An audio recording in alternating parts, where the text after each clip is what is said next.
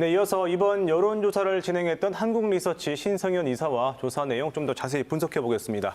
어서 오십시오, 이사님. 네, 안녕하세요. 예, 한국리서치 안녕하십니까. 신성현입니다. 예. 먼저 저희가 어제 전해드렸는데요. 그 문재인 대통령의 국정운영평가부터 한번 짚어보겠습니다. 네. 대전과 세종 충남에서도요, 이 부정평가가 모든 연령층 그리고 모든 지역에서 긍정평가보다 높았습니다. 반면에 이 정당 지지율을 보면 여전히 더불어민주당이 한참 높거든요. 이건 어떻게 우리가 해석을 해야 될까요?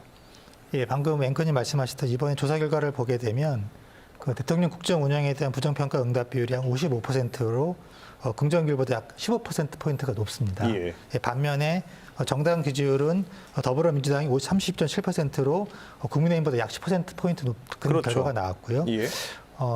하지만 이 결과를 봤을 때 비록 문재인 대통령의 국정 운영에 대해서 비판적 시각이 높지만 예.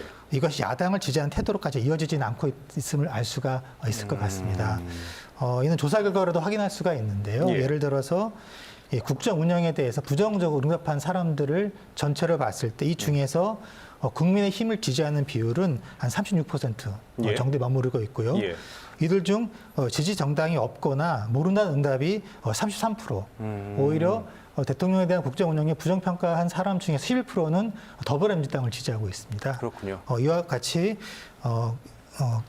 국민의 대통령에 대해서 부정평가를 한다 할지라도 이게 예. 바로 그 야당에 대한 지지로 옮겨지지는 않는다. 않고 있다. 예. 이기 때문에 국민의힘 입장에서는 이 대통령의 국정 운영에 대한 이 부정을 인식하는 유권자들을 어떻게 인입할 수 있을 것인가가 아주 중요한 고민 사항이라고 말씀을 드릴 수 있겠습니다. 이런 형태가 충청권의 특이한 모습입니까? 아니면 전국적인 상황과 비슷한 겁니까? 전국적인 상황과 비슷합니다. 그렇군요. 네, 그렇습니다. 알겠습니다. 두 번째인데요. 차기 대통령 후보로 누가 적합한지도 저희가 조사를 했거든요. 1년 전과 비교해 볼 때 이번에 그 이재명 지사하고 또 윤석열 검찰총장은 상승세, 그리고 이낙연 대표는 좀 많이 수치가 내려갔습니다. 상황이 달라진 요인 뭐라고 보십니까? 지금 현재 대통령 후보 적합도를 보게 되면 이재명 씨는 상승세, 이낙연 그 대표는 하락세를 볼 수가 있다고 말씀드릴 수 있겠고요. 예. 이런 그 지점은 지난 11월부터 이런 움직임이 있었고요. 예. 12월 대수 조금 더 두드러지는 예. 현상을 보이고 있다고 말씀드리고 있습니다. 참고로 이번 조사에서 이재명 지사가 이낙연 대표보다 오차 범위 밖으로 지금 앞서고 있다는 상황을 보고 하는데요. 예. 이러한 현상이 나타난 주요한 이유로는 먼저 당정청의 한 축인 여당의 대표로서 국정에 대한 책임이 있는 자리인 만큼 그런 사람들의 기대감이 있는 것 반면에 이제 이낙연 대표에 대한 평가는 지금 현재 대통령의 국정운영 평가와 동반 하락하는 경향을 보이고 있다. 예. 이점이 많은 영향을 미치고 있지 않은가 생각이 되고요. 예.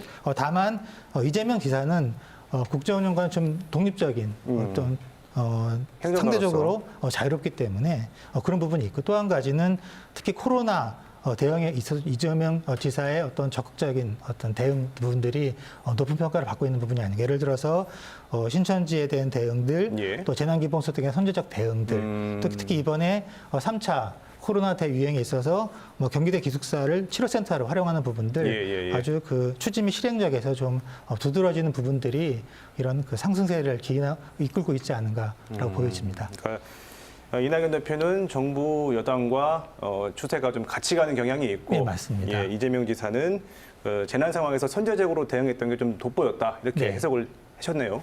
예, 지금 보게 되면 대통령 국정운영 평가가 11월부터 하락세를 보이고 있고요. 예. 또한 11월부터 이낙연 대표에 대한 지지율을 좀 하락세고 있기 때문에 이것도 지금 같이 움직이고 있는 걸로 좀 파악이 됩니다. 예. 오늘 저희가 전해드린 지역 단체장 평가도 보겠습니다. 대전과 세종, 충남 3개 시도지사 모두 긍정평가가 60% 안팎으로 나왔어요. 상당히 네, 맞습니다. 높아 보이는데 네네. 여기서 좀 우리가 눈여겨볼 만한 대목이 있을까요? 우선은 데이터를 보실 때 이 대전, 세종, 충남 지역 응답자 수가 많지 않다는 거죠. 1,000명이기 때문에 네네. 쪼개면 좀 적어지는 부분이 있고요. 그렇다다 눈여겨볼 한 두 가지가 있지 않을까 생각이 됩니다. 첫 번째는 작년 1월에 조사했던 결과 대비했을 때 대전, 세종, 충남 세 개 시도지사의 업무 수행에 대한 긍정평가 모두 올랐다는 부분들이 예. 되게 주목할 부분이 아닌가 생각이 됩니다. 대전은 지금 8.3%포인트, 세종은 13.3%포인트, 그렇죠. 충남은 12.3%포인트 올랄 정도로 이 코로나 상황에 의한 지지도가 있긴 하더라도 이렇게 8에서 12% 정도 오르는 부분들은 굉장히 고무적인 지점이 아닌가라고 생각이 되고요. 또 여기서 굉장히 흥미로운 점은 세 명의 시도지사가 모두 더불어민주당 소속임에도 불구하고 그렇죠.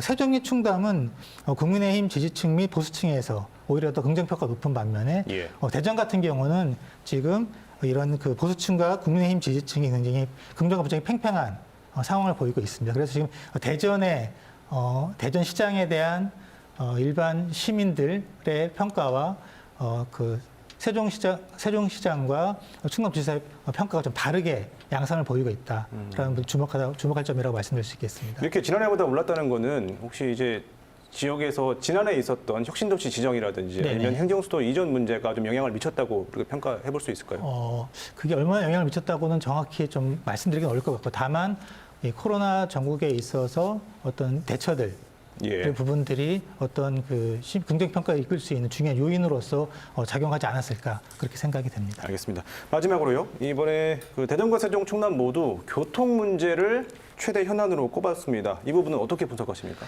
우선 결과를 보게 되면 대전 같은 경우는 이 트램 중심의 대중교통 개편이란 또 세종 같은 경우는 이런 광역 교통망, 충남 같은 경우는 이런 서해선 복선 전철에 관련된 부분들이 굉장히 높게 우선적으로 추진할 사업으로 꼽는 응답비율이 높았습니다.